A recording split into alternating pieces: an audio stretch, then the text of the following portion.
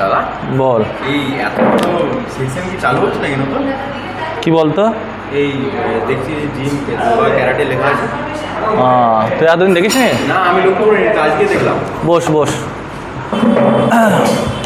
দেখ, আমাদের যে ফিটনেস ইনফিনিটি আছে, তো আমরা মনে করি যে ফিটনেস মানে শুধুমাত্র জিম নয়, ফিটনেস মানে ফিট থাকা। যেহেতু ফিটনেস আছে, তো ফিট থাকতে গেলে শুধু জিম করে কিন্তু ফিট থাকা যায় না। অনেকে ক্যারাটে শিখে কিংবা যোগা কিংবা জুম্বা ডান্স করে ফিট থাকতে পারে। তো আমরা চাইছি যে সাধারণ মানুষ যারা টাকিতে থাকে তারা বিভিন্ন জায়গায় এলোমেলোভাবে ঘোরে, কখনো কেউ বসিরহাটে যায় কিংবা কলকাতায় যায়, সব কিছু একসঙ্গে পাওয়ার জন্য।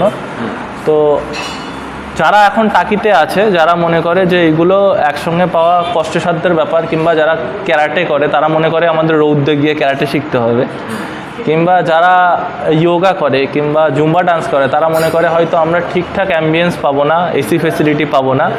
কিন্তু যেহেতু আমাদের জিমের মধ্যে এসি ফেসিলিটি আছে, লাইটিং কম্বিনেশন আছে, বিগ মিরর আছে, তো আমাদের এখানে তাদের জন্য সুযোগ অলরেডি চালু হয়ে গেছে। তো খুবই সীমিত কিছু সিট আছে, অলরেডি আমাদের বুকিং শুরু হয়েছে এবং ক্লাসও শুরু হয়ে গেছে। তো তুই হয়তো আজ প্রথম দেখছিস, তাই তোকে আমি ইনফরমেশনগুলো দিচ্ছি। আমার বন্ধু বান্ধবরা জিজ্ঞেস করছিল যে তোদের জিমে কি যোগা টোগা হয়, বা জুম্বা, অনেকের সময় জিমের সঙ্গে জুম্বা থাকে, তো জিজ্ঞেস করছিল।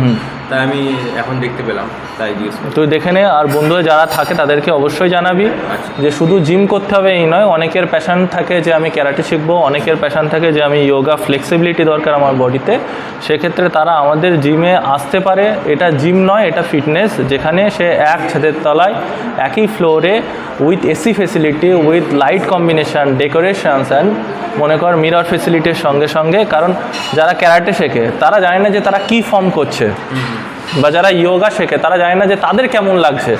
কিন্তু আমাদের এখানে তুই যদি, তারা যদি করে ক্যারাটে শেখে বা যোগা করে, সেক্ষেত্রে একবার আয়নাটা দেখিয়ে দে। সেক্ষেত্রে এই পুরো বড় আয়না সে নিজেকে দেখতে হবে ইজিলি। একসঙ্গে 30 থেকে 40 জন মানুষ ইজিলি এক্সারসাইজ করতে পারবে এবং এই পারফর্মগুলো করতে পারবে।